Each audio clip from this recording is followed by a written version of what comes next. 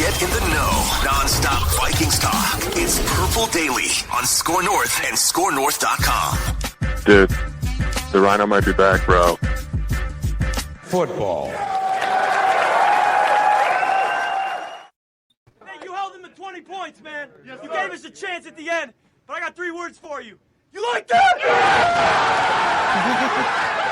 That was the second one. That was the second one after the Saints. The first one was the Tampa comeback with Washington, Yep.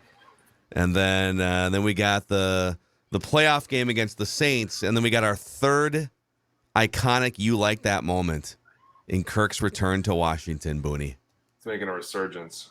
It's back. It is. I think we might get a couple more before the season's over too. I think old Kirky boy is feeling himself after a 7-1 start.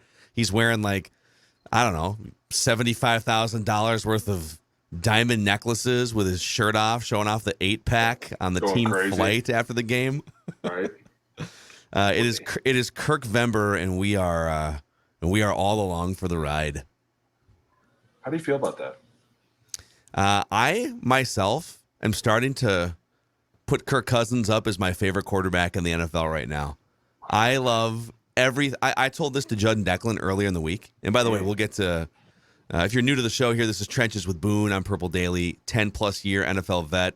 This dude played in the Super Bowl, played for the Vikings. He's played 73 games with the Vikings now in 5 years, including 2 playoff games. Mm-hmm. Sunday was my favorite Kirk Cousins performance because it wasn't necessarily his best performance or best statistical performance. He'll go out and throw for 325 and 3 touchdowns, no interceptions at home against the Lions or something. But he goes on the road, his old stadium. He's getting punched in the mouth by a great pass rushing defense. They're down by 10 in the fourth quarter. He throws a pick to end the first half on a 50-50 ball, and they're chanting and mocking him with "you like that, you like that." So all this adversity, and he overcomes it in the fourth quarter. He got knocked out with an injury at one point for a play. Just got smoked on a deep pass. We'll look at that one too. So I kind of love that he got in the boxing ring, got knocked down a couple times, and just dusted himself off, put the mouth guard back in, put his dukes back up, and they won the game. So I love sort of the Kirk that can overcome things is the one that I want to see more of. Yeah. And he's been doing it a lot this season, Booney. Which is great. Yeah, I definitely agree with you. I think it's one of those it's not a pretty win, but it's a win. And like you said, it kind of characterized the fact that he can take a few shots and still kind of get in there. Like when he left the game and they brought in his backup, I was like, man, I wonder how long he's going to sit out for. And then they kind of showed him on the sidelines right away, getting super antsy. And it was like, man, dude's been taking a lot of shots today from the interior, which we kind of talked about. But for him to be able to come back in that game, and he kind of the whole game, he seemed like he was in it. He took a little nasty shot in there, which in the ribs, that would suck. That you don't want to eat that.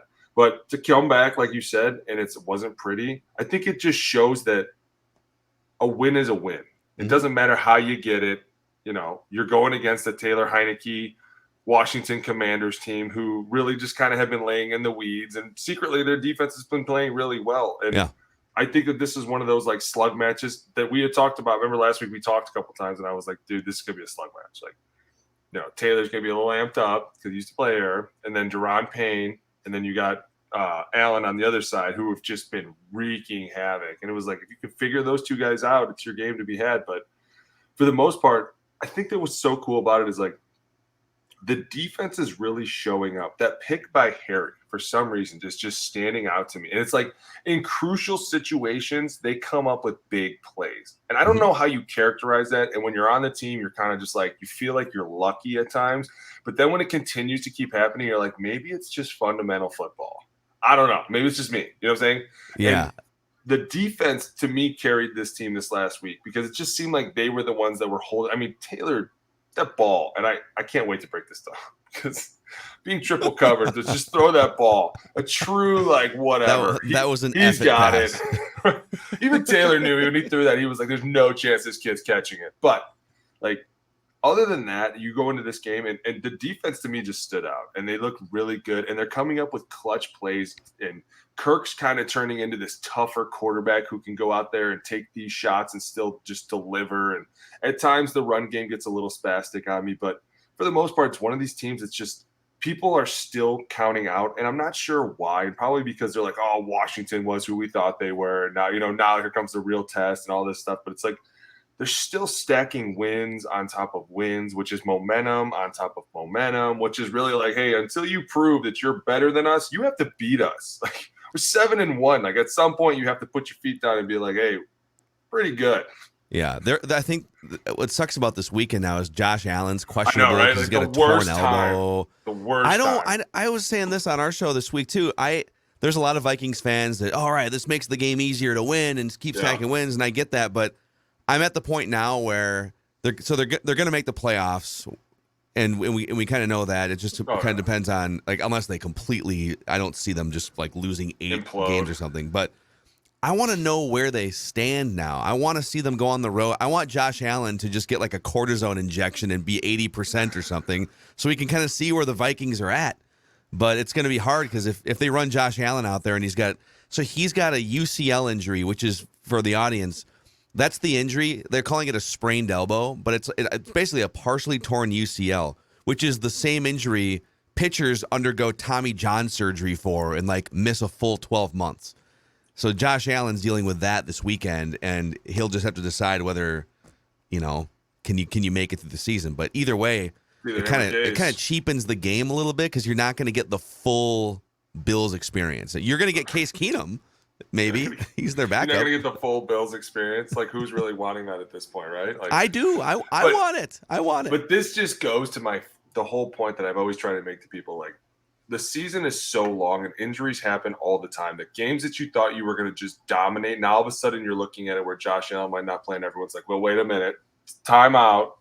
Maybe the Vikings are this good, right? And it's like, they are. In my opinion, they are. And it's funny because when you look at the teams that they played, a lot of people are kind of like, oh, well, they still need to prove it. But it's like, dude, these guys, Washington went out and won 3 in a row. So they were on a momentum streak too. They were feeling really good about that. I'm sure Taylor was in there like, if there's one team I want to destroy, it's these guys. Let's go out today and do what we have to do. And yeah, the defense put up a good fight. But for me, the fact that the Vikings defense came out and really just slug matched the whole game, it was super. I mean, they're clearly, this pass rush is one of the best in the league. I mean, there's no question. The Vikings pass rush? Yes. It was slow to start. It was really slow to start. But still, the fact that they keep moving people around and they keep going after people, like they're sending Danielle after certain people, then all of a sudden you start moving Zadarius around, and now everyone's like, where's he going to line up? Who are they picking on? Who's coming out there? And it was slow to start, but it picked up quickly. Danielle's kind of back, man.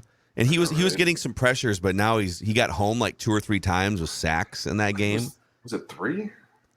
I can't remember if they gave him like a partial for a third. But I looked this up. So in terms of edge rushers, defensive ends or edge rushing outside linebackers in a 3-4 scheme, the Vikings have the best pressure tandem in Zadarius Smith and Danielle Hunter in the NFL. They've got I think it's 80 combined pressures or something through ridiculous. Whatever, 8 games. The Patriots have a duo 10 that a has game, 10 pressures a game. Yeah, it's great. And Danielle Hunter was, and you tell me, I mean, I think moving to a 3-4 because he's played 4-3 his whole career, hand in the dirt, right? Yeah. And he's being asked to do a lot of different things. So it's not that surprising to me that it would take him like a month and a half to kind of figure it out. But it looks like he's figured it out at this point. Well, and I think a lot of teams are looking at this and they're like, who is the worst of 2 evils? And they're like, hey, whatever we could do, let's take care of Danielle. And if we get Zadarius on our one-on-ones, we're just going to try and match him up. And now people are looking at this like, dude, how are we going to figure this problem out? And now because there's a lot of times that they put them together, and now it's getting like him and 98. I'm trying to think of his name. Wanham. DJ Wanham. It's been a long night. I know. You got sick kids and running around. Got the flu all over the house. You had to entertain me at your offensive line training facility today. What a day. High dude. maintenance. Whirlwind. But no, like you talk about like now you start moving those guys around, and the ability to have like Za'Darius and Wanham on the same side, and now Danielle and Za'Darius on the same side, and then like, what if you put all three of them in the core at the same time and just challenge the right? Like all of a sudden, you just start thinking Football. Dude, it's incredible. It's so fun, and then like it's so sad because you're like, God, somebody's just gonna get ran through so bad, so bad. Before you came to the gym, we were actually talking about one of the guys that we've talked about on this show, but I'm not gonna name his name, because we were just basically like, we were talking about when he played the Vikings, and we were like, dude, he just got ran through, and the guys were like, dude, can you believe? We were so amazed that like even after all the film that these guys have put out, people are still almost doubting them. Like at some point, you can't go 5-0 anymore. You just got to find a way to do something. You got to get the ball out quick. You're gonna have to, because eventually this defense just keeps wrecking other offenses, which keeps the Vikings offense on the field, which eventually in turn just starts moving the ball in these drives that just last long, and you're just beating on their defense. And that's what it's like, such a team win, and they're coming up in clutch situations and making clutch plays, and it's like they're feeding off each other, and you see it on the plane. That stuff's really not that fake. I mean, you don't have to be fake after the game. So the fact that they're starting to gel so well as a team, and then like the continuity, you see it on all over the TikTok and everything. I mean, that to me is like, dude, this team is, you should be more afraid of this team than you think you should be. So let's go down that path for a second, because it does feel like there's just and obviously when you're winning a bunch of games, you're going to be happier on the team playing. This is the longest winning streak Kirk's ever been a part of. Just easier to have fun when you're winning and stuff. But I think it kind of goes the other way around too. It kind of feels like Kevin O'Connell has come in, and he's just, everyone's breathing a little lighter. It's not quite as tense, and it just feels like everyone likes going to work a lot this season. And it doesn't, we don't have to do like a referendum on Zimmer again. We've already kind of exhausted all that stuff. But I mean, you look at the team planes, you even look at the Vikings put out the videos on social media of the post-game game ball celebrations. And so Kevin O'Connell's wife had a baby on Friday, and so he gives out the game ball, one of like 9 game balls, to Kirk and says, get that man his bling. And then Ziggy Wilf comes in with a game ball and gives it to Kevin O'Connell for having his first baby. And then Kirk breaks it down. It's like there's just an energy that I think probably feeds into the winning a little bit. So can you speak on just a team that has that type of energy? You got to be skilled and good players too. But when a team just likes going to work, how much does that matter? Oh, I think it's huge. Well, not only like people always talk about the continuity of the offensive line, but I think the continuity of the team, like the whole line is the team within the team, but for the team together, like when the offense beats off the defense and the defense is breathing off the offense and we're all kind of just playing off each other and having fun, it does make going to work a lot of fun, which makes in turn playing games even more fun, right? Like when you're constantly pushing each other in practice, and then all of a sudden you get out in the game and you're just dominating people and having fun and you're kind of laughing about it. And yeah, there are times where you get punched in the mouth and it becomes real serious, but that's when everyone digs their heels in. You know what I'm saying? And that's when everyone starts to be like, hey, listen, now it's time to get real. Harry shows up, or Za'Darius shows up, or all these leaders are showing up, Kendricks, I mean, whoever it is. And it's fun to be around, but it's the momentum that we continuously talk about. You're stacking wins on top of each other. And then it kind of becomes this belief system of like, hey, we can do anything. Like they could put whatever they want out. I don't care. Let's go. We're 7-1. Like, at some point, somebody has to punch us in the mouth hard enough that we're like, hey, we don't have a counter for you. I mean, the entire time, this whole season, it's been like, yeah, these are tough, gritty games, but they still win. And everyone, you hear a lot of coaches saying it now, hey, a win's a win. And it's not a new phrase. They have always said that. Like, you have to celebrate a win, even if it's ugly. Because it's hard to do in this league. And when you start 7-1 and everybody continuously is like, well, I'm still not sure. It just continues to feed into your fuel of your fire. You know, you're like 7-1, they're still not happy. Oh my God, I can't wait. It kind of feels like people are waiting, and I maybe I am a little bit too, just to give them like that final validation that they need to blow someone out. And I think if they were to blow someone out, even if it was like, you know, Josh Allen sits and they go into Buffalo and they beat the crap out of a Case Keenum Bills-led team and they win by 3 touchdowns or something. I think somebody's still going to be like, well, but it wasn't Josh Allen. Yeah. But they have Dallas. They have some games coming up. They have some kind of validation games coming up. If the Bills aren't enough because of the injury to Josh Allen, you got Dallas at home. You've got and I get the Patriots aren't great, but they are 5-4 and Bill Belichick is still their coach. And so they have a defense that's like second best in the league. So they do have some kind of interesting game. And the Jets and the Giants. Home. Where's that game? They got 3 straight home games after this. Yeah, that's they play like they play 4 road games the rest of the year, basically. I think. Yeah, I think one of them's in Green Bay with that team that just can't do anything. So, what is happening there? One's in Chicago, one's in Detroit. Yes, and then the Bills. I believe those are your remaining. Road games. It's really setting up for a really nice soft ending, like a really nice lead up into the playoffs. And that's the one thing that can just carry this team. Like, hey, we've dominated everybody all year. What's to make us think the playoffs aren't any different? The only thing that needs to change around here is we need to tighten up a little bit more. Like, that's it. And I don't think it – because to me, until you go out and get smacked in the face and lose that game and we have to go back and go, well, all right. Now I see the flaws. Like, there are flaws out there, but everybody has them right now. It's not like there's a team out there right now that I'm like, wow, these guys are blowing me away right now. You know what I'm saying? And as much as everybody keeps talking about how the Vikings might not be the team, I might be the only one like, man, I think they may be the only team because they are so close and they have gone through so much turmoil together and they have come out on the other side like, hey, everything's going to be okay, guys. And I don't know if it's the way that Kevin like kind of like walks up and down the sidelines, but he's got this like real like, whatever type attitude, and I kind of dig it. It's like this punk I love his his demeanor is awesome. If he doesn't like the flag on the field, you can tell he's going to say something, and then they show him saying something, they pan away right away because you're like probably caught a couple words in there that they shouldn't have. But then all of a sudden you just see him on the side again, like, okay. Yeah, he's. I'm going to try and just kind of flesh out what my perception is of his personality. He's extremely likable and clearly does a great job of just getting along with and connecting with people, whether it's the owners or the front office or players from different backgrounds. So he's a player's coach, but he also seems like a guy that will he's kind of a red ass too. I mean, like, to your point, he'll get into officials. He'll chirp Kirk when he's coming off the field. Hey, he'll put the play sheet over his face so you can't read his lips on TV. I hate how they do that now. But he's a player's coach. There's a little John Harbaugh there. I brought him up on the show a million times. And that's I just brought up a 15-year like borderline Hall of Fame coach there. That's a legend coach, dude. But just demeanor, like he's a kind of a cool dude who can connect with players. So he's kind of a player's coach. But he'll hold people accountable, and he can be kind of a red ass, and he's got different levels to his personality.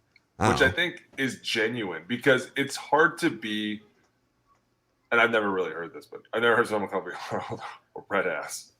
I mean, but Mike Zimmer is the ultimate red ass. Right. It's hard to be like that, but still be a personable coach because sometimes you have to be like, where do you draw the line?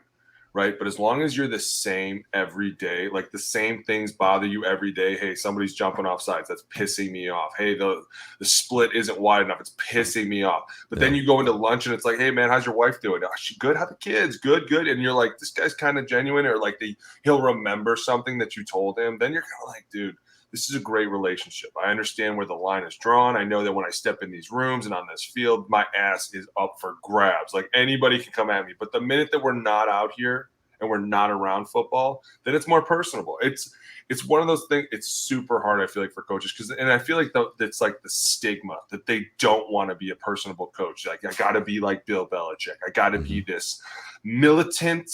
I don't want to know anything about you. I don't care about you. I'm just here to do my job. And you're like, dude, at what point are you really going to lay it all on the line for a guy like that? You know what I'm saying? Like, at some point, you're like, man, this guy would fire me in a heartbeat, as opposed to a guy who's like, hey, man, how's Danielle doing? She good? All right, how the kids? They good?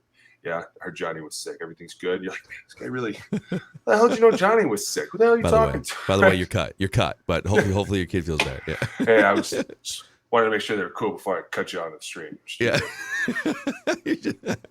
Go ahead. Go tell him Daddy sucks. He also I feel like he hired an assistant coach. I can't remember the guy's background, if he's like a Madden player or if he's been in football, but basically like a game management coach to sit there and tell him, hey, here's where we should call timeout, and here's where the clock's kind of at. And it came into play at the end of this game, and I'm curious to get your thoughts. I love this. I could see you maybe hating it, but at the end of the game, the Vikings were lining up with, it was like 2 minutes to go, and they were lining up for a field goal at that point to take a 3-point lead. But then Washington bowled over the long snapper, which you can't do. 15-yard penalty, right? Like, the one thing you can't. Yeah. You want to talk about stupid. And that's another thing. Like, that's the part of me where you're kind of like on the sidelines, like, dude, how lucky did we just get here? Mm-hmm. There's no way they broke the cardinal rule of hitting the center. And then you look up and you're like, no, oh shit, they really did. Here we go, first down. You're like, dude, this is incredible. But go ahead. So now it's like I don't have the game script in front of me, but I'm pretty sure there was like a minute 56. Okay. Washington had one timeout, but the Vikings are at like they're inside the 10. I think they're inside the 5. Yeah, they were. And so call it minute 56. Washington has one timeout.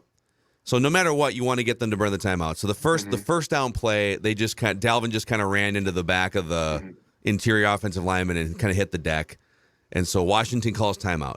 So now there's a minute 52. Again, it's a tie game. You're inside the 5-yard line or whatever.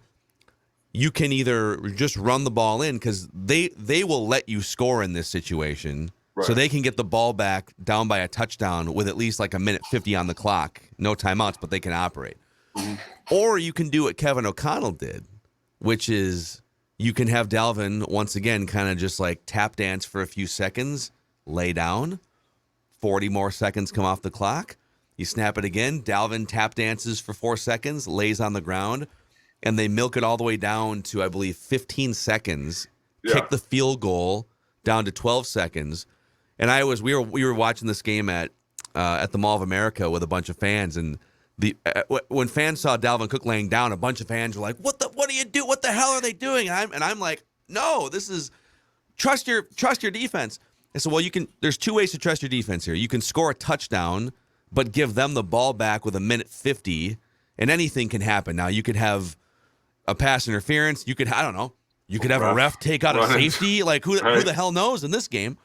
Or you can run the clock all the way down to 15 seconds, kick a chip shot field goal, and trust your defense to not give up a 75-yard touchdown with 12 seconds left. So I don't know how many coaches elect to play the last 2 minutes like that.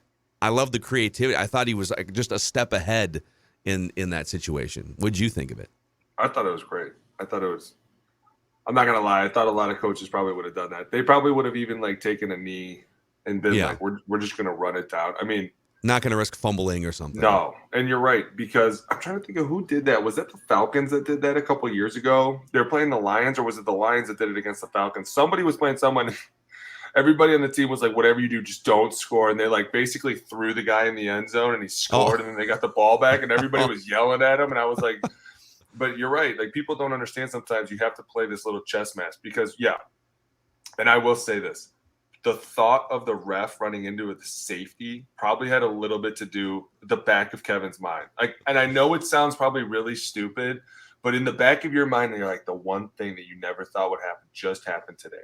And now we could score a touchdown, give them the ball back. And could it happen again? I don't know. But like, something crazy has already happened today. Could something crazier happen? Yes, it could now. Like, it's already, the dominoes have started to fall. And in your mind, you're probably like, listen, I'd rather them have 15 seconds with a whole field to go than give them a minute 50 and kick it off to them to see what happens. Like, that's pure being And smart. I feel like, Taylor Heineke's got a little diet Brett Favre in him where he'll just sort of rise up and do something clutch. He just has this sort of guile about him.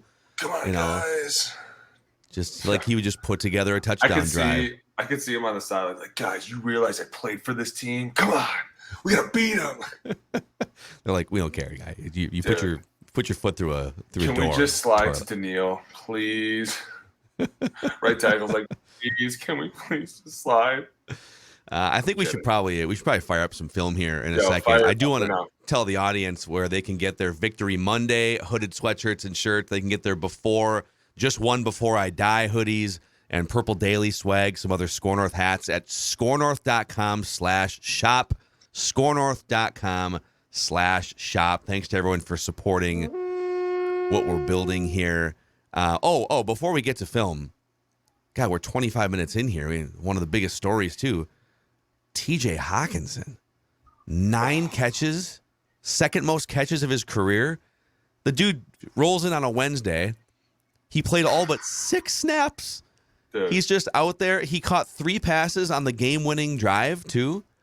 right? I mean, what the guy. You tell me how hard it is to learn a playbook in 3 days. I mean, he probably doesn't know the whole thing, but he studied enough to be able to sit out there for all but 6 plays and catch 9 passes. That's some bullshit. You realize that he was on like the worst ranked team in the NFL, and now he's on the best ranked team. He was probably like, "Give me the playbook. I'll learn it in 3 minutes. Where do you need me? Give me the short version. I'm open all day. Okay, please just throw me the ball. I'm here to win." He was probably so excited. Like, dude, I'll run fade routes. I can do whatever. He's a big target, and now he's going to draw a lot of attention. And this is where Kevin wants to be. Like, now all of a sudden, everybody's a threat. Everybody on the field is officially a threat, right? Our tight end can get open in the middle. You got Justin Jefferson going down the field. You got Thielen running some crazy route. You got KJ Osborne running an over, and you got Dalvin Cook running somewhere. I mean, it just puts a defense in such a bind.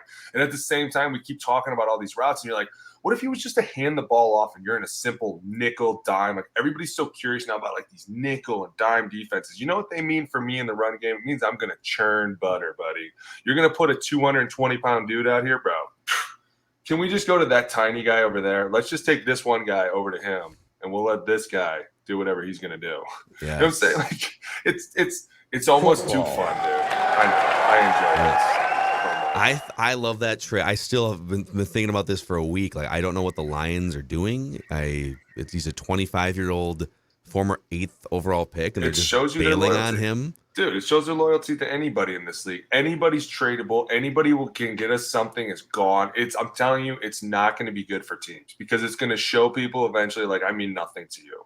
I was a first-round draft pick with you. I was with you through all these hard times. And I'm not saying he's mad because he's probably like, hey, listen. He loves this. He's probably like, I'm really sad to go, guys. Hey, when's my flight tonight? Yeah. Can I just charter my own plane up there? I will just go right now. But my stuff, how are we going to get my stuff? Just leave it all. I'm just going to buy some new stuff in Minnesota. Yeah, and not that I care about the Lions at all because I don't. But if you're one of the players on their team, you're like, wait, what? We're 7 games in. We're already tanking. What are we, the Colts? But then they come back and they beat the Packers. Right? It's a crazy league. What does that say about the Pack? Whoa. Yeah, that kind of feels like man. If he doesn't make the playoffs, you think he comes back for another year just to be like, it wasn't me? Well, I just don't. He does make about $45 million a year now, so you could just show up and kind of go through the motions and make another $45 million. But it's also not a sport where you can't really just do that. You can't. It doesn't seem to me, watching from the outside in, like he's really interested in being there. He's not. He clearly doesn't want to help young receivers get better. He's kind of just over that at this point in his career. The amount of just like eye rolling and hands in the air, and he's not. I don't know. I don't blame him for being mad, but he's not helping fix it. What did you expect? You showed up on August 1st. You saw the team, and you were like, "I'm cool with this." Week 6, all of a sudden, hands are in the air, tablets are flying across the field. It's like, okay, well, what went wrong? From day 1 to now, I feel like everybody has only themselves to blame. What the hell went wrong from then to here? And at the same time, you're right. Like, eventually that negativity on the field, and people probably laugh at me because I say that, and it probably sounds so corny. When you have people are just throwing stuff on the field all day and yelling and bitching, eventually you're like, I don't want to be here anymore. I don't want to go get my face kicked in all day and then turn around and have you bitching at me. And then I come off the sideline, the OC's upset, then the O-line coach is mad. Then I go home, my wife's mad. Like, it's like everybody's just mad. And then the O-line's always, it's terrible. The craziest thing, so you and I were both born in the 80s, mid to late 80s. We don't really remember the Packers being a train wreck. There's the generation before us, they were, for the 70s and the 80s, that stadium was half full. They've had Hall of Fame quarterbacks since like 1992. They've been, I think, probably the best record in the NFL since that. Maybe the Patriots have the best record, but they've not been bad in our lifetimes. And it kind of feels like whether it's this year or next year, when Rodgers says goodbye, they're due to be bad for like 5 or 8 years or something for the first time in our lives. You can't say that though, because with all the trades and things that people make, not that I'm saying that they're big into trades and stuff, but it's weird because we haven't seen the Packers be bad. And I'm not saying that like nobody's allowed to be bad. Like it's hard to be like, man, in my entire life, I don't remember the Packers really being a bad team. That's not a bad organization. So, like, the one time they are bad, I don't want people to think that I'm, like, harping on them. I think what it is the perception and the look and the vibe that you guys give off, and, like, the fact that you guys all look like you hate each other. Like, that's really, to me, why you're losing. Instead of being out there like, hey, that was supposed to be a dig route, buddy. Not like, yeah. Like, it's constantly this, and it's like, dude, seriously, would you want someone to constantly say that to you? There's so much going on, and we get it. There's so much human error out there, and bad things happen, and people do stupid things, and you're like, dude, what the hell was that? Are you awake? But then you have to turn around and be like, hey, if I continuously yell at this guy, eventually I'm just going to break him down into nothing. He's going to think that everybody, even his best friends around him, are collapsing on him. He's got nobody in his back pocket. And then all of a sudden, he's going to go in the shitter. And then all of a sudden, I'm going to hear about it. So it's like you're constantly trying to pick guys up and be like, hey, it's okay. Everybody gives up sacks. Work from it. Move on. Yeah. It's not like, you're an idiot. What are you doing? Like, it's a time for that when you're in a clutch situation and you're trying to grab somebody's attention. But it's like you turn the TV on every Sunday and there's constantly somebody yelling at somebody. And you're like, dude. It's a lot of these old guys. It's like, dude, how crusty are you guys going to be before you just leave? Seriously, if you're just going to be here to yell at everybody because you're old, get the hell out. Yeah. If you're old, I want to see you laughing. I want to see you having fun. Like, dude, I'm 45 and I'm here to have fun. Not I'm 45 and God, I'm just going crazy, snapping tablets. Like, dude, what? Eat a cheeseburger and chill out for a minute. My godson. I would be curious in some alternate universe because Rodgers is 38. You know, he doesn't have kids. He seems like he lives his life how he's going to live his life. I would be curious in an alternate parallel reality to see if he had kids 10 years ago, would he have a different demeanor and be more patient with rookie players at this point? Ooh, never thought about that. You know, because he clearly has no time for it, but. How would he ever? And I'm not whatever. People don't have kids. That's fine. I'm just saying. It's a great point. I never thought about that. It really is a good point. Yeah. Also, he doesn't seem to me like the type. He takes things very personally. Mm-hmm. You know, he cut off his family 15 years ago, and he gets into these media wars and stuff. And he's very. I don't know. There's an insecurity there or something, but he doesn't seem like the type of guy that you can coach really. Or coach hard. Like, you can kind of yell at Tom Brady. You've seen Belichick do it. Like, Brady will argue with McDaniels and stuff back in the day. You'll see Kevin O'Connell get into Kirk on the sidelines. Yeah. I can't remember, unless I'm forgetting, a head coach, McCarthy or LaFleur, get into Rodgers for a bad play or bad body language or something. It's almost like they're afraid to do it because they'll lose him if they do it. I don't know if it's that or it's just because there's so much respect there. And I think at some point you're like, man, do I have any say at all with this guy? Like, if you're LaFleur right now and you wanted to go to him and say, hey, listen, I think you should be a little bit more patient. You obviously can't just go to him and say that. He's going to be like, dude, come on. What are you doing? He's going to be like, I know. I think maybe if we all just chilled out a little. Like, I don't know how you even would do that. If you're Matt LaFleur, you like, Aaron Rodgers, dude, won a Super Bowl. He's been playing forever, and you're going to go to him and be like, hey, I think you should be more patient. He's like, hey, I think we should run some easier routes. Like, he's going to have a good comeback. You better have a second one to come back with. You know what I'm saying? Fair. Like, don't be like, you're right. It's a complicated offense. We should simplify it a little bit. All right, cool. All right. Here we go. Ready, you're so right, Aaron. My bad. Simple on 3. 1, 2, 3. Simple. Okay, so listen, we're going to go back to simple choice routes. All right, do you want to stare at some film here? Football. Okay. Well, we're going to go segment within a segment because the first clip of film, by the way, we're 33 minutes into this thing. This would be a good time if you're listening on Apple or Spotify. If you want the visual to go along with Booney talking us through some film, just go over to the YouTube channel on Purple Daily and you can find us there. But every week we fire people's asses on this show. And I'm going to bring up this clip here, and we're going to fire. We're going to fire this guy. You're so hard on this ref right now. Everybody makes bad decisions. Let's run this play at full speed. This would be the play where Taylor Heineke threw a bleep it ball 50 yards down the field. 3 Vikings defenders And at least in real time, it looked like one Washington player, but were there potentially two Washington players, one wearing a zebra shirt on this play? Let's find out. So we'll roll this in real time here first, and then this has some real conspiracy to it. Actually, I'm just going to drag this over here, and then we'll go back and do the full breakdown. So Heineke drops back. This is a nice little move to his left here, just dodging a potential sack. Puts all of his arm effort into this throw, and whoop, there's a referee bumping into Cam Bynum, who falls away from an interception onto the ground. Hey, basically a touchdown. He doesn't even signal touchdown. He's like, God, I'm so embarrassed. Just pull his hat down. Oh my God, my wife's gonna kill me. So let's you talk us through this here. We'll start with just kind of what you see at the line of scrimmage, and then at the end we'll get to the referee Roman Reigns style spearing Cam Bynum and putting 7 points on the board for Washington. Yeah. An even front. There we go. Let's roll the dice here. Got a little fake counter. Nice motion.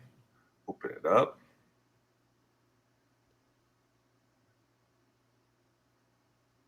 Oh, we have a pulling guard here.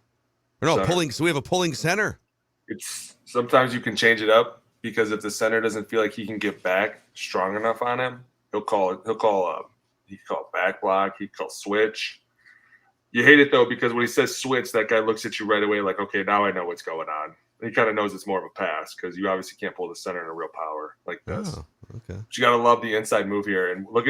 And obviously they want Charles Leno Jr., the left tackle. They obviously want him to set out there tight because it's a play action. And the one thing about play action is if you set them really firm on the line, you can get their hands down and you can get on them faster. Sometimes this action back here will help you, but this action's kind of crappy. Like it's always kind of run like this, like really not serious. So obviously Zadarius does a great job coming inside. And two, Charles kind of turns open towards him. He obviously way oversets him. But it's a great recognition. Zadarius, man. This is see what I was saying before about how everyone's kind of focusing on Danielle. See how Danielle gets chipped before this? And this too is the center you need to get out there. Like if I was coaching the center, I would tell him, hey, that's an all-pro player out there. You need to have a plan when you get out there. I wouldn't be standing there totally missing him. Yeah. And so, but this is a definitely Zadarius does a great job kind of throwing this whole thing off, and then Heineke does a great job. Look at this! Look at these little nifty pocket movement steps here by Heineke. Gets out of the way. This is definitely a bleep it ball for anybody that wants to know. You're not throwing this ball. Look, I mean, he's completely chucked that thing up there. Look, pause it. As you look, if you're Heineke, you see 3 white jerseys running back there, and you just completely chucked it up there like, dude, make me a hero. That's one where, if you're an O-lineman, you're seeing it, and you're, counting the white jerseys, and you're like, oh, where's the angle? Which way you think he's going to come back at? You're trying to already get ready for the interception. Bynum's got a great read on this. I don't get why the ref didn't go, what is he doing? I think what he thought was, what are you doing? When you watch it in slow-mo, it kind of looks like he sees the ball coming and he sees the receiver to his left. So he tries to go to his right, and then he sees Bynum and he tries to get out of his way, but he doesn't. Okay. He kind of shoulder checks. He knows the ball is in the air at this point. If you go back, you can see he knows these guys are here on the right side. But Bynum coming across. He's probably legit there's no way Taylor just threw that ball. Right? He's like, hey, there's no way there'll be a guy over here. Oh my God, there's a third guy. Okay, so what is he? I guess when I was watching this 100 times. Let's be honest. That's where the ball's headed. So if anything, shouldn't he just run this way at this point, 5-10 yards, and then turn around? You still have to ref the game. I know. I'm saying. What about the ball's in the air? Our back judge was on the ground. He didn't. But he's not even looking at the. Okay, but here's the other thing. Again, far be it from me to tell an NFL referee where they should be. In the moment, dude, what you should have done. But his back, he can't see. His back is to the play. But I think if he was to go to his right, he could turn his head. You see what I'm saying? He's just trying to get out of the way. And then right here, he sees Bynum and he goes, oh, shit. And look, he kind of takes a step to the right, but shoulder checks him. He doesn't – you can tell he tries to move. This is what he's thinking. Problem Oh, is, no. Oh, Bynum God. doesn't see him at all. He's like, dude, I got this ball. This is all me. Look at this. His barrels. So, and unfortunately, from a rules perspective, they did review this play, but they reviewed to see if I think this is this Curtis Samuel who catches this, right? Yeah. They reviewed to see if he was touched before he went in the end zone. Remember, the ref's part of the field. You can't. It's like tripping over the hash mark, basically, right? It's no different. It's no different. He's part of the field. If he gets in the way, look at him laying here. Do you think they saw me? Oh, man. Oh, my. Watch this guy end up in the Super Bowl, though. That'd be great. No. And here's the reaction from Cam Bynum here, too. There's not much you can do, but he kind of does the, oh, God, harumph. And then he just gets up and walks back to the huddle. What do you say? What do you say when the ref completely trips you on your interception glory play? What do you say? Oh, man. Exactly. I will say, too, this is an incredible concentration catch by Curtis Samuel. Is it not? Look at this. This ball's coming down here. So here's the football right here. It's kind of blurry here for the audience. You got Cam Bynum sort of falling down. There's a referee on the ground. Harrison Smith's left arm is draped across you, and there's a defender behind you. And your fault. Look at him. He's falling to the ground. Look at his knees. Yeah. And somehow that ball falls right into his hands, man. Receivers are spectacular. Like, amazing. But they are divas. So this was, this was pick your WWE superstar, man. This is Edge. This is Roman Reigns. This is Bill Goldberg spearing Cam Bynum. By God, he's got a Commander's jersey. He's got a Commander's jersey. The only thing better would be like if the training staff had to come out and get him, check on him. Are you okay? Are you okay? You reminded me earlier today, this isn't the first time something like this happened in a football game. This one was more different, dude. Okay, this is really grainy quality here. This is like before this is a long time ago, before HD was a thing. See if I can zoom in on this a little bit for us. I don't know if I can. But this is LSU versus South Carolina. And let me put this on here. There's a little bit wider for you. You gonna make it over there? I'm all right. Okay. All right. So talk us through this one. The referee. Is this an umpire? Is that this guy's? Don't they call these guys the umpire? Yeah. Okay. Yeah, I was on the other side in college back in the day. I don't know if they still stay over there. Do they? I know in the NFL they move them behind us. They do. And then in yeah. 2-minute situations they go back to there sometimes. He's lined up just like the other two linebackers too, which is no coincidence as you watch this play out. This should be like the first sign. This guy looks like he is ready to demolish. Look at him. He's like, look at these guys. They're all chasing this guy. Look at this.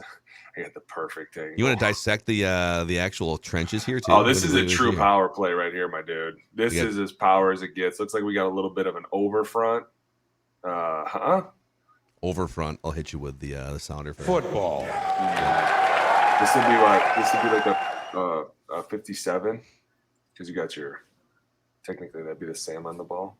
All right, so look at this ref, right?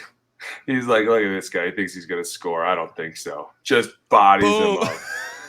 Just shoulder checks him. Even the defenders are like, what the hell just happened? He's lunging at him. What is he doing? Dude, I don't know. Is he trying to sneak by him? He's literally lunging at him with his forearm. I think we get another view here, too, from the behind the view is the best. The announcers were even great, too, because they're like, what in the hell? Right here. Look, he's breaking him down. He's like, I got him. He's lunging. He's telling, I got him. Boom. Hit the deck. Oh, look at him. I didn't do anything. Even the quarterback was like, dude, what are you doing? Oh, it's good form right there, too. He got the head out of the way. Could have been targeting, though, if he gets his head in there. Should have got lower. That's like an 80s tackle. It kind of is. Terrible. Yes. Oh, there's the close-up on him. Still got it. Definitely. Still got it. Yep. Still got it. Steve the old ball coach. What the hell just happened there? Not too happy about that one. Oh, I mean, at that point, do you think you can go onto the field and be like, excuse me, we need to talk about what the hell just happened? Should there be something for plays like this? Not, I guess, going back to the Vikings one. Doesn't really happen, but if it did, yeah. No. Should that negate the play? Something like, but the problem is you can't draw the line, like what's egregious and what's not. Cam Bynum was clearly not egregious. That last one was, but then there'll be some ones down the road where you're like, and then you're looking at film on during a game, you're stopping the momentum of the game. It's just not fun. All right, this here, I want to show you this one. So this is, Kirk was pressured on, pretty much every other drop back in this game. Go back and real quick. You want to go to the other angle? Yeah, just real quick. Just want to see the safety. By the way, this is what the hell's wrong with the middle of their field? My God, they could a new paint job hurt somebody? Right, dude, the worst. That dude needs to sell the team. I think a lot of their finances are tied up in pending legal situations right now. They can't quite afford a new W in the middle of their field here. Can't wait to see. Vikings have the ball on the 41-yard line, about to cross midfield. They need a big play.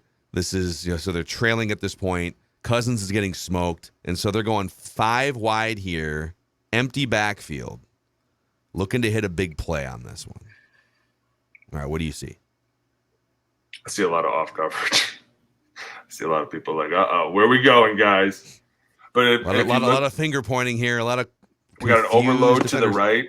On the right side of the line, you got 3D linemen. You got a linebacker walked up, and then you got another pass rusher on the left. My bet would be that this guy over the left side is probably coming because they were trying to bring pressure.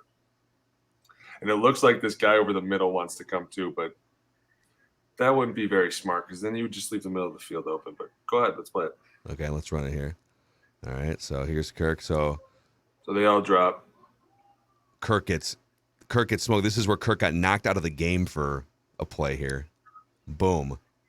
Oh, and he got smoked. Justin Jefferson, drop in the bucket. Dude.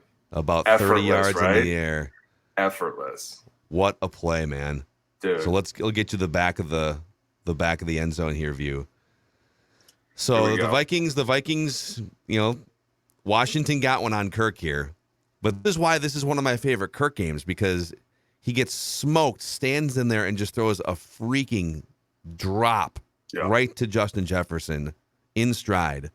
And it's not like these two deep passes where Tyreek Hill has to run backwards 12 yards to go get it. And these are just beautiful passes. Dude, that looked effortless, seriously. And that was the thing that you brought up earlier, was that this was one of those games where he was getting drilled. And to throw that ball, knowing that you're going to get hit, that's tough. Once again, just oversetting. Oh, Ed Ingram here. We're oversetting. And the problem is, too, you have to go man, right? And we've talked about this before. Like this linebacker over here over the left guard, he's the only guy that's not a known pass rusher. But the threat of him coming still, obviously, you have no running backs back here. So anybody coming through the A gaps is an instant threat, and then the B gaps, and then the C gaps. So you have to 5-0 this. But see how they kind of drop him, but he doesn't go anywhere? It kind of puts this old lineman in a bind. And that's why people are able to get these matchups of these one-on-ones, because you're looking at this and you're like, well, what's the left guard doing, right? Well, you still have to respect that guy, because if he does come, he is a huge threat, right? And even if 31 were to come, the whole left side would probably have to squeeze. Actually, go back. Let's see. Hold on. It depends on how you call your protections. Go back a little bit. Okay.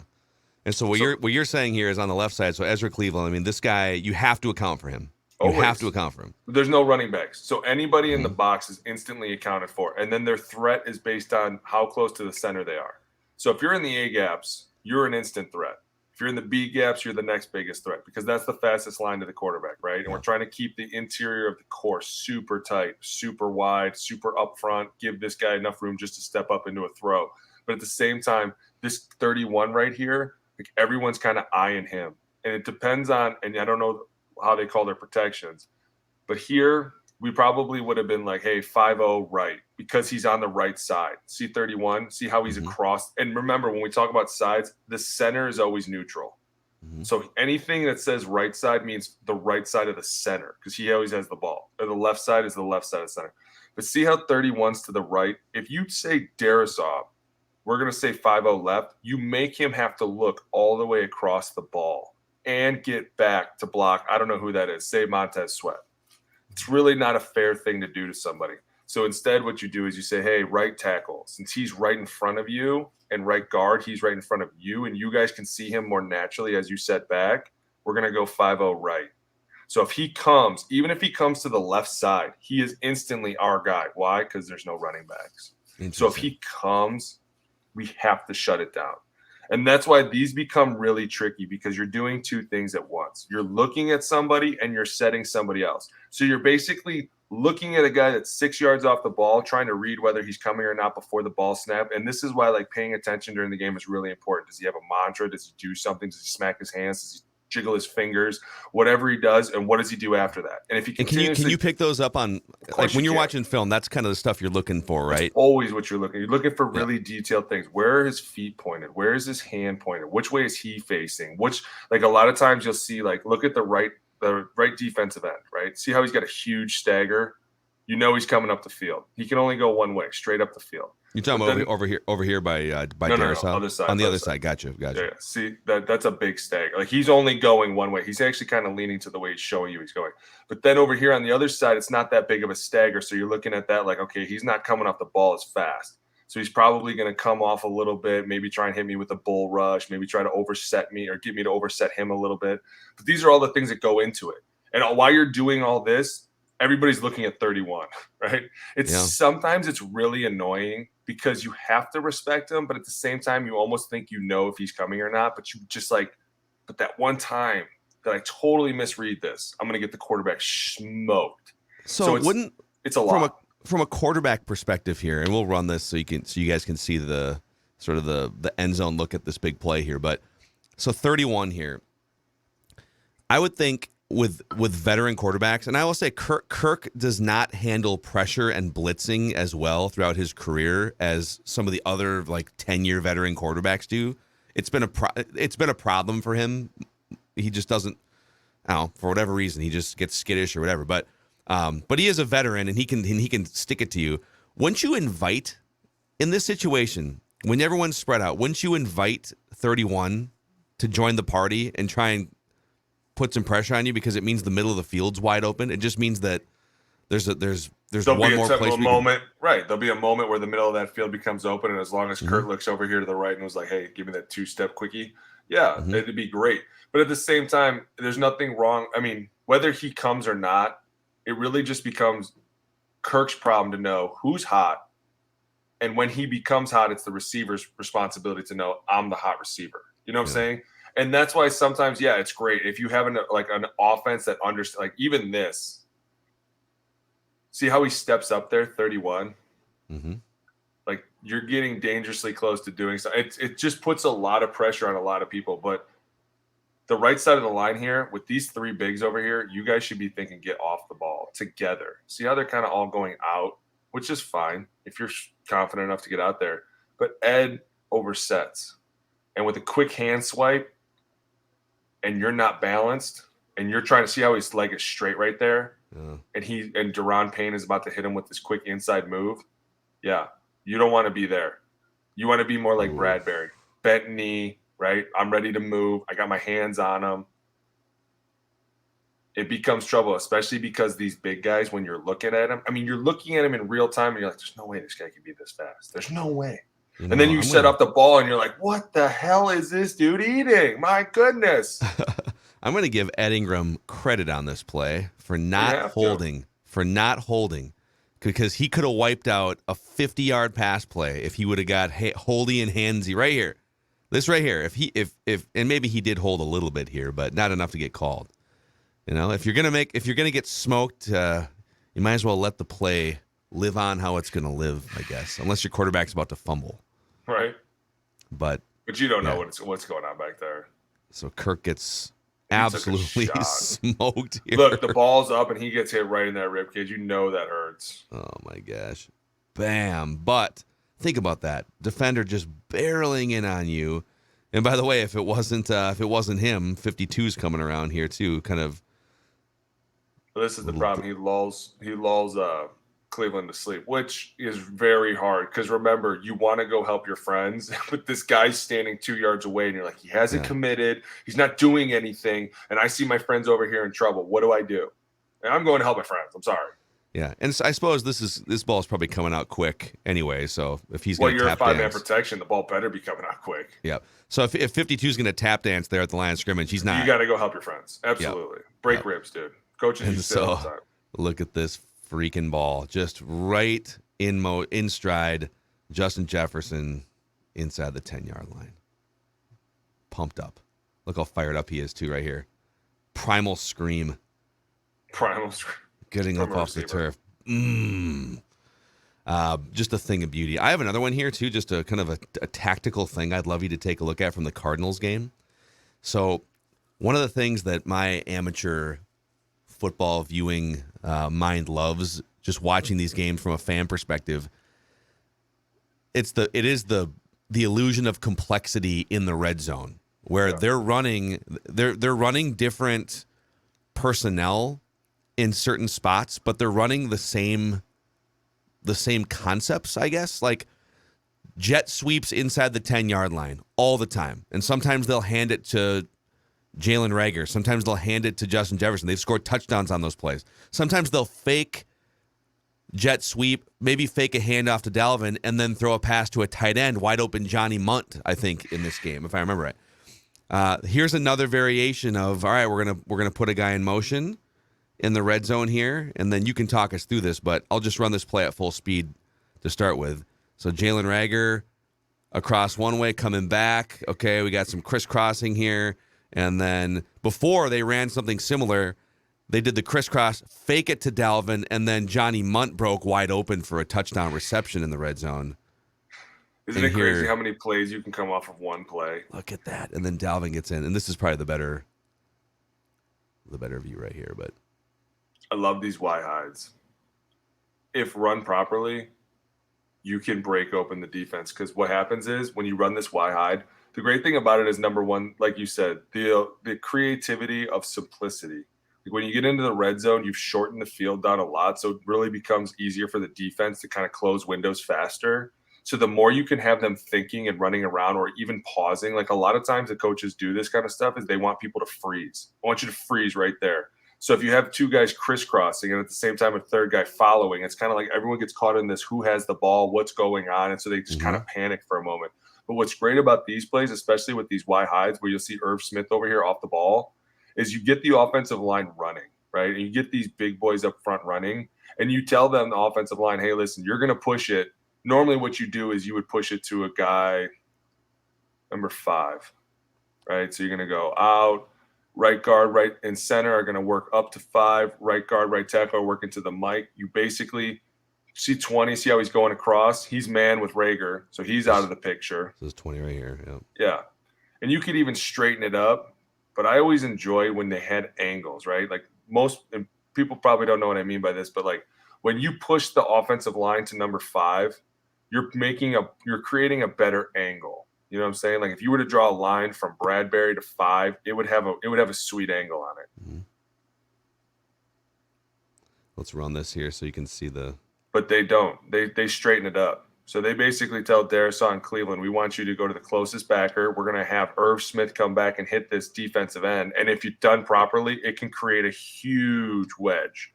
Because look at Darisaw. See how he's climbing? Ezra's got Zach Allen. And then all of a sudden, Irv Smith comes back. And this defensive end, while he's looking at this handoff exchange, and he's probably not thinking Kirk's going to keep it, he doesn't really see Irv Smith till the last second. You know what I'm saying? And not to say that he doesn't feel Irv or he doesn't know he's coming, but there's a lot to process if you're 52, right? Who's got the ball? Is he handing it off? Is it a pass? Oh, by the way, I'm about to get smoked from the left side. Like, that's just a lot going on. And then, oh, by the way, or they're handing the ball off to Dalvin Cook, who I probably can't tackle by myself.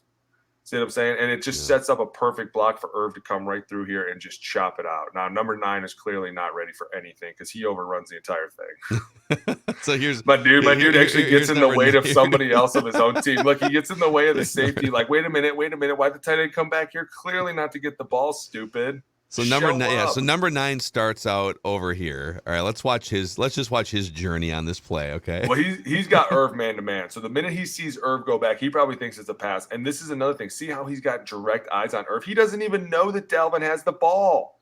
Yeah. He's right next to him. So is he supposed to probably keep an eye on Irv and who has the ball? I don't know. Maybe have some clue as to what's going on in the game. Yeah, you're a football player. You should probably pay attention a little bit. Yeah. Look at that. Just beautiful. Look, he literally runs right by the hole. And look at Buddha. Buddha's like disgusted with him. Like, you got to be kidding me. This guy. Amazing, man. And by the way, God, Darisaw is a house. Just look at this. Just smothering. Look at this Darisaw wall right here. Look at your boy's going to make the Pro Bowl for sure. He's one of the best left tackles in the league. Is he an All-Pro? He might make the All-Pro, dude. I don't know about that. I feel like to be an All-Pro, a lot of that is your name and your years in the league. But I would say that Darisaw is actually playing so well that it's bringing Ezra up. Like, I know this last game was tough, and dude, everybody's allowed to have a tough game. Like, where you just kind of go out and you're like, I just didn't have it. I fought my ass off, but I got kicked a little bit. For the most part, those two on the left side have been solid all year. And I think that that's one of those things that sits back in Kirk's mind. Like, listen, no matter what, these guys will have my back. Like, the left tackle will have my back. That is a huge booster, huge confidence booster. Yes. So there you go, man. There's refs taking out safeties. You got Darisaw taking out linebackers. Just linebackers having no clue what's going on. Look at him looking in there. What? He had the ball? He did? My God. I'm kidding. We also should do a dumb football question here before we wrap this show up. Where I ask you stupid. A dumb football question, and Professor Boone answers to the best of his ability. So here's my question. Will hiring Jeff Saturday fix the Colts? Oh, my gosh.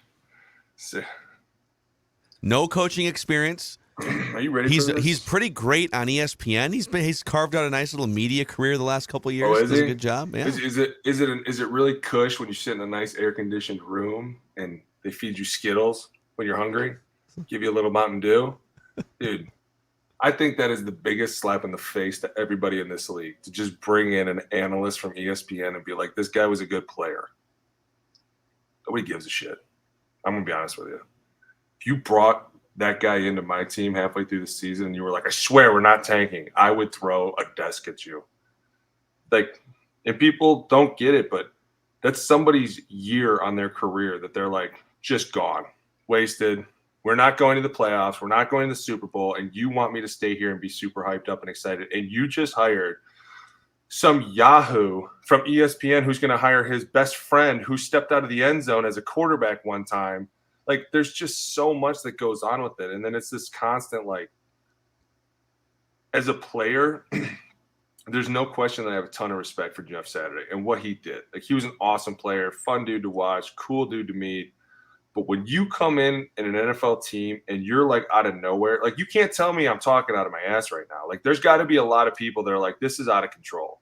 Like, you just brought some random dude in out of nowhere to be your head coach. And you don't even have anybody that can call the plays. You fired your OC, you fired your head coach, and now you're calling up the quarterback's coach to be your OC. And you want everybody to buy into this. It's this constant, like, you have to buy into the team. Well, at what point is a guy allowed to be like, hey, I'm out. I'm sorry. This was not in my contract. I didn't know that we were bringing old guys back in here out of nowhere who have zero coaching experience, who have no idea how serious this job becomes. Because think about it. You have 53 guys like me looking at you on Sunday like, yo, what's the answer? And if you don't spit something out of your mouth within a breath, I'm going to throw a Gatorade bottle at you. Because it's an extremely high-pressure situation. Things aren't going right. Maybe somebody's half a step off and you're trying to figure out who it is. And all of a sudden you're looking over and like, Jeff, what are we doing? Boy, I'm just learning names over here. You're Carl. You're Pete. Sorry. I'm Jeff. Are you Brad? Right? Who's the GM? Channing, right? Yeah. Like, dude, tell me if I'm wrong, but is this not the most idiotic thing you've ever heard of in your life? And I don't care if it does end well. It still has the making to be the dumbest thing I've ever heard of in my life. And at some point as a player, you have to be like, dude, that's enough. Yeah, no, I mean, getting your point of view is fascinating here because I think if I were another coach on that staff, if let's say I'm an assistant coach and maybe I'm a former player and an assistant coach, so I've done both. So I got done playing, and Reggie Wayne's on that staff, who, by the way, has just as much credibility in terms of like career accolades. He was on all those teams. Time out. We're not really going to put Reggie Wayne down there, are we? I mean, Reggie Wayne was like that dude for a long time. Like, I get it that being a great offensive lineman is cool, but being a great receiver is even cooler. And a guy that never really trash talked anybody, that just kind of went out there and had sweet hands. Like, you're just like, dude, this guy was. And he's an assistant coach on the team, and he totally gets bypassed for a guy who's working at ESPN. Like, you can't tell me he didn't go into that locker room and just break everything. Like, I got passed up. Yeah. I got passed. Yeah. Well, I've been grinding through all this work. I've been making copies and highlighting words and drawing routes and running scout teams. And this guy shows up day one and he's the HC head dog. What? There's no way he's okay with that. No way. Yeah. And I know you brought up with the Vikings last year that there are some times throughout the years where it's like, all right, are the Wilfs around much? Are they in New Jersey? Kind of where are they? And so you don't want absentee owners, but kind of feels to me like Jim Irsay has just gotten in the driver's seat. He's grabbing the wheel with Jim Irsay's got hands on 10-2 here, and he did this hour-long press conference, and he's talking about how me and Chris Ballard, the GM, like me and Chris, and we decided this. It's like, well, okay, what's really happening? You're making decisions as an owner, and Chris is going along with them because he doesn't want to get fired, probably. Exactly. Right? So that's exactly what it is. He's like, hey, let's bring in Jeff. Chris is probably like, holy shit. Yeah. Who? The guy that played here like 20 years ago? Time out. Jim, explain this to me. Why this sounds like a good idea to you? Like, because I'm the owner. Duh. You're so right. I'm so fired either way. I'm getting cut either way, dude. Sure, sounds great, bro. Probably telling his wife, pack up, get the kids moved out. Let's re-enroll in schools. We're out. No, I mean, dude, I don't know who's going to get kicked out of the league first, Snyder or Irsay now. Because this, I mean, all those owners are scratching their head like, what is he doing? What is he doing? He's bringing guys in out of nowhere, mid-season. What do you – I just want to know, and maybe I'm the only one that's like being a Debbie Downer. I just want to know what you say day one when you come in. Hey, guys, I'm Jeff. I'm your new coach. We've never met. They tried to get me to coach here a couple times. I said no. But now that I get to be the head dog, I'm your guy. Like, what's that confidence booster speech? Well, he did do an introductory press conference. I think it was today. I saw a couple clips, and because reporters were asking him, "Hey, you don't have any experience as a coach," and he was kind of snapping back at the reporters and saying, "Which, by the way, like, he was essentially saying, I may not have coached before, but I know how to lead men, and I've been in locker rooms for championships. I've been around Hall of Famers. I know what great GMs look like. I know what great coaches look like." And then he said, "You know what? Maybe I'll suck at this thing, and after 8 games, I suck, and I'll move on and do something else." I don't know if I want to hear the maybe I'll suck at this thing halfway through a season in which they're still trying to make the – that sounds ridiculous, but it's ridiculous. They're still trying to make the playoffs in kind of a weird division, right? It's just – I don't know, man. I'm kind of with you on this. It feels weird, and it's weird to – I mean, all these guys. I mean, think about like Eric Bieniemy, for instance. And I get that you can't just pluck him off the Chiefs staff midseason, but like right. Eric Bieniemy is 53 years old. He's a former NFL player. He's been one of the top offensive coordinators with Andy Reid, and at the end of the day, I think Eric Bieniemy might just be he. Speaking of red asses, like he's really hard nosed, and there's been some things with him and Mahomes on the sidelines. So I don't know if he'll be a great head coach. But he deserves a chance before Jeff Saturday. Right. That's so every time we elevate it, we're just Jeff Saturday is just going to be a coach. Eric Bieniemy, right. Reggie Wayne. Well, it's the Rooney Rule is going to definitely jump in. Somebody's going to jump in here and go, "This is bullshit. You can't just mid-season not even hire a coach from college or pros. Like, you can't just go hire some CEO from Apple because he's great at managing a company. This isn't what this is. This is a football game." And that's why I heard the one clip I did see, because I didn't even waste my time with this nonsense. But I heard Irsay was talking about, like, coaches nowadays are afraid. Yeah, they're afraid of you guys. They're so afraid to make mistakes because they know when they do, you're going to just chap the shit out of their ass all day. Why'd you do this? Why'd you do this? Tell me why you did this. Hey, maybe because we were in the middle of a football game, bro. Like, they're constant. And then he's like, coaches are afraid. I don't think they really are afraid anymore. I think, if anything, coaches are more innovative now, and they're like, you know what? I'll give you the best example. The Commanders game. They ran one of the dumbest plays I've ever seen, like a triple toss, whatever, right? And he throws it way out of bounds. And they all start laughing. And they're kind of like, and then they went to, what's the OC's name? He was here, Scott Turner. And he's up in the box and he's kind of laughing. And you're like, dude, did they totally just run the worst play possible, but just to see if it would work? Like, coaches now will throw anything out there to be like, dude, let's see if it works. Look at that play. Remember when Amari Cooper, that Monday night game against Cincinnati, when they did that triple reverse to him and he threw the ball? It was horrible. Yeah. I think it was an interception. And he's like, I really just would take that back. Like, coaches are more not afraid than ever because they're like, people want to see crazy things. Let's give it to them. Mm-hmm. Like, this is what coaches have wanted. Especially the younger generation of coaches are like, dude, the wheels are off. We can do whatever and just blame it on the fact that we're trying to be creative, right? And they don't care as much about media criticism. They don't, which is great. It shows me as a player, you don't care what anyone at the outside thinks. Dude, I like you even more. If you can shut the outside world out like we can, you're cool with us. Come over here. But it's when you're constantly bringing up these blips of like, like coaches used to say, like, I'm not reading the tabloids, but people are putting them in my locker. You're like, so you're reading them? Yeah. You read, or they would like post them up in the room and be like, can you believe somebody came and post these up? Like, dude, I saw you walk out 5 minutes ago. I taped. you taped it up there. You were cutting that out of the newspaper earlier. Right. It's the coaches that are like, they come in, they're just completely oblivious to the outside world. They're like, dude, what's going on? They hate us? Who cares? Who cares if they hate us? Probably you're working, right? Let's go work. You're like, all right, this guy's cool. But for him to say that coaches are afraid and to be like, Jeff's not going to be afraid. I'm telling you right now, he's already got bulletin board material for the Oakland Raiders because he's out there tweeting how bad they suck. And if I'm on the Raiders, I'm like, dude, I don't care how we win this game. We're winning this damn game. We're going to go out here and I might get in a fight with this dude on the sidelines. Like, this is why this was just a bad decision, right? I've never thought about that angle. So so I'm going to pull up his Twitter account because he's been in the in the media the last few years. Think of all the people he's criticized. Think of all the Colts players. Dude, think if he talked about any of the Colts players. Like, in his mind, I guarantee you he went back and was like, history. Have I said anything bad in the last 4 years? Yeah, look at this. So here you nailed. So a couple weeks ago, October 30th, Raiders look horrible. Something wrong with my fantasy stats. Says Devontae Adams has 0 for 0 in the first half. Facepalm emoji. So Devontae Adams.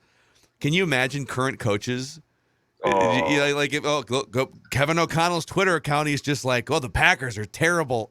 It's so out of context. It is out of context, but at the same time, when you step into this world and you step into this coaching world, everything you do is up for grabs, right? And that's why I think this is just a bad decision. Like, you got bulletin board material for the first week you become the head coach. You got your own team looking at you like, what are we doing? The play caller, like, there's just – and I know I give a lot of coaches a ton of crap, and I do because it's kind of fun, right? Because I don't have any coaches anymore. Yeah.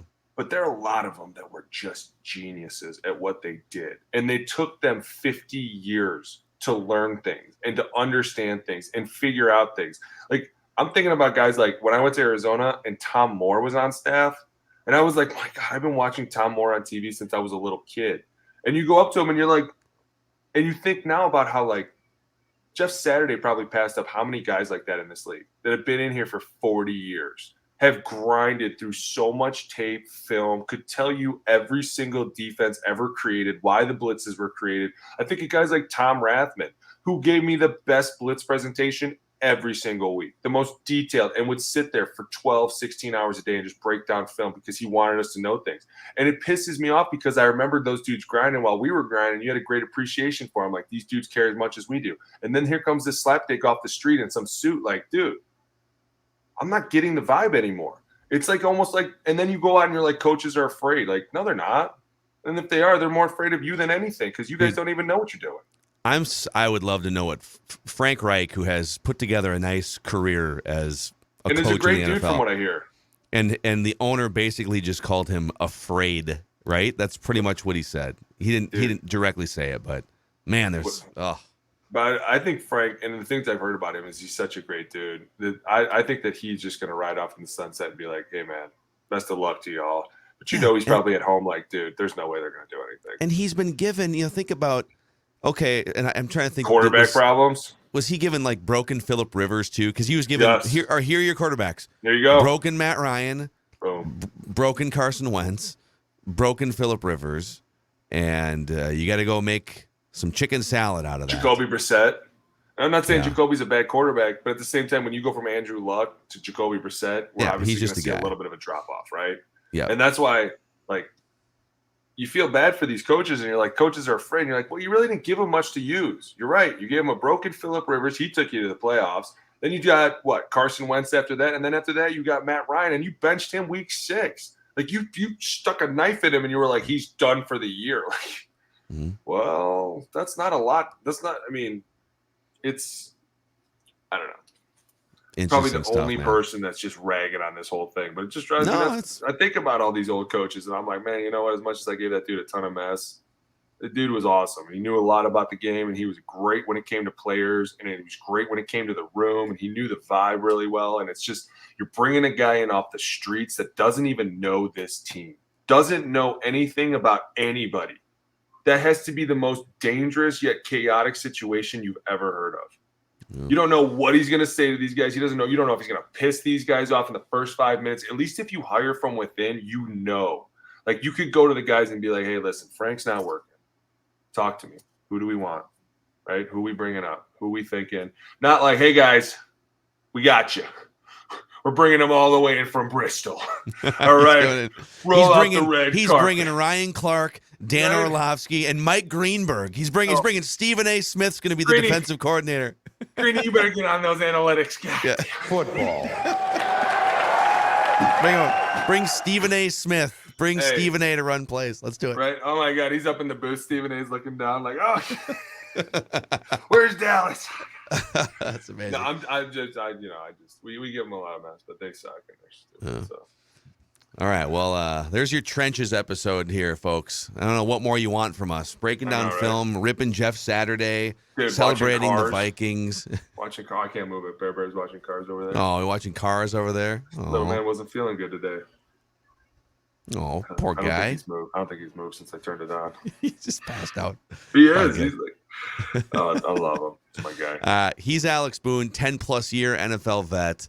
Phil Mackey, Trenches with Boone here on Purple Daily, the YouTube channel. Please click subscribe and the like button. And also, if you could give us a 5-star rating and a positive review on Apple, that would be great as well. We'll see you guys next week.